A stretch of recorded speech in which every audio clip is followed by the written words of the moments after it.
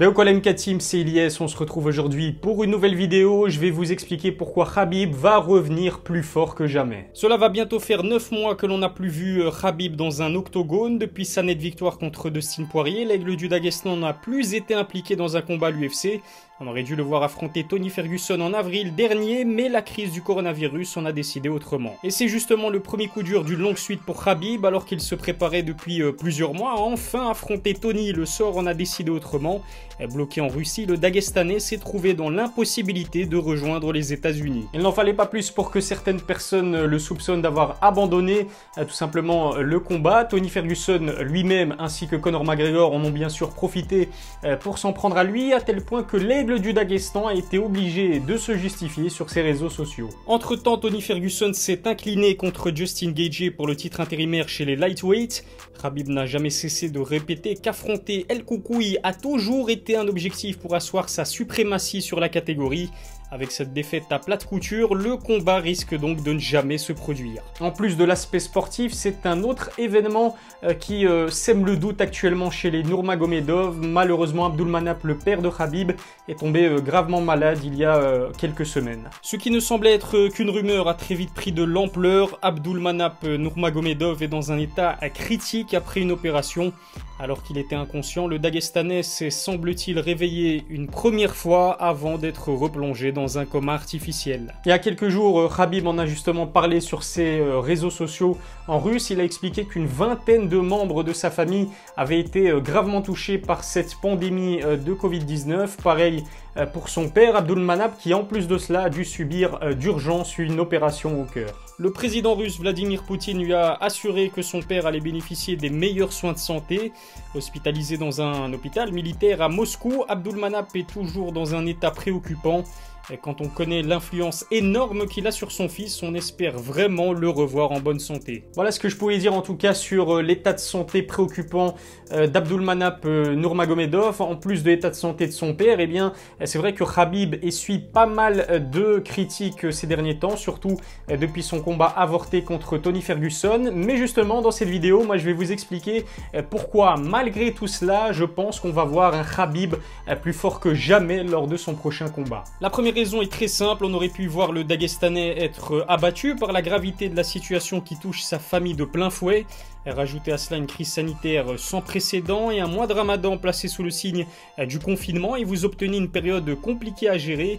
Mais si l'on en croit ses photos sur Instagram, Khabib n'a jamais cessé de s'entraîner. Je pense que la majorité des athlètes peuvent le confirmer, mais pendant le confinement, il est très difficile de maintenir leur motivation intacte, sans compter qu'en plus de cela, ils n'ont pas de compétition à préparer dans les prochains jours, voire dans les prochaines semaines, donc pas d'objectif déterminé, ce qui influence énormément l'intensité de leur entraînement. L'UFC fait bien évidemment figure d'exception dans le monde du sport, puisque l'organisation a décidé de reprendre son activité. Ils ont été d'ailleurs les premiers à le faire dans le monde du sport, mais sauf s'il s'agit d'un secret bien gardé, on ne devrait pas revoir Khabib dans un octogone à l'UFC avant le mois de juillet. Pourtant, le Dagestanais semble ne jamais avoir mis un terme à sa préparation.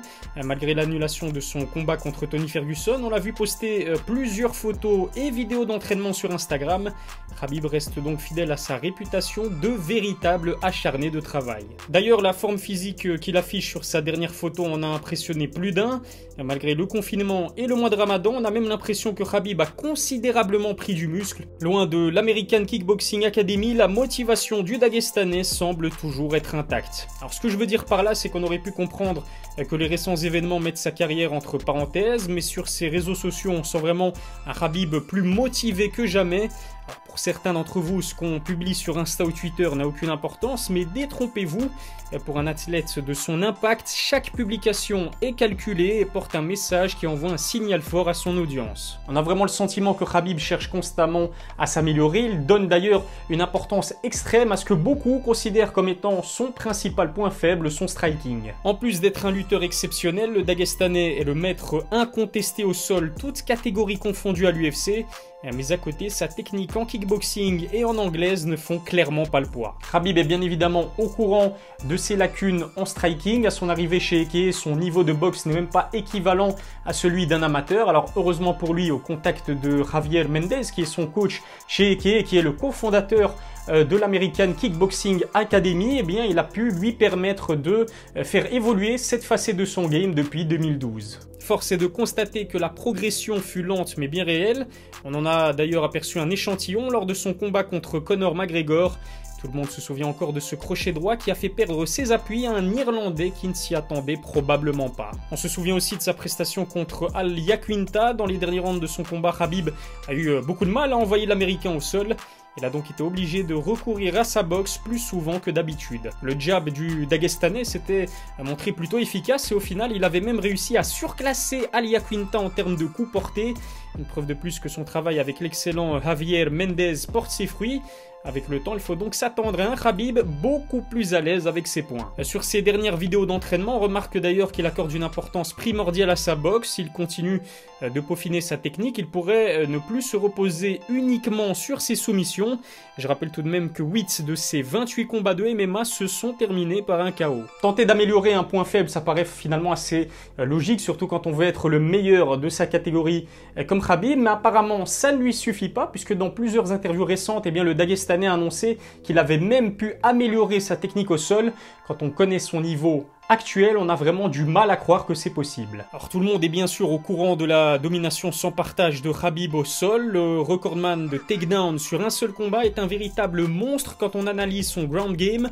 Une fois par terre, il vous détruit avec son agressivité avant de vous soumettre. C'est simple, jamais aucun adversaire n'a réussi à mettre Khabib au sol et encore moins le soumettre. Ce qui est fascinant, c'est que le Dagestanais utilise encore et toujours la même stratégie à chacun de ses combats. Malgré sa prévisibilité, aucun combattant n'a pourtant réussi à déjouer ses plans. Intouchable au sol, Khabib a pourtant confirmé qu'il s'était encore amélioré. Il en a d'ailleurs parlé dans une interview accordée à ESPN il y a de cela 2 mois. People talk about, oh, Khabib take down people, he maul them, like, this is not enough for me. Always when I watch my fights, after 3 months, I watch how I do this mistake. I do this 3 months ago, now I'm different, you know? And always, like, I try to learn, you know? En plus de Javier Mendez, c'est avec un autre entraîneur que Khabib s'exerce chez AKA. Il s'agit de Leandro Vieira, ceinture noire de Jiu-Jitsu brésilien. Sur son compte Instagram, il a d'ailleurs confirmé que Leandro lui avait permis de faire passer son ground game dans une toute autre dimension. Ça n'a pas empêché le Dagestanais de soumettre son professeur pendant un entraînement.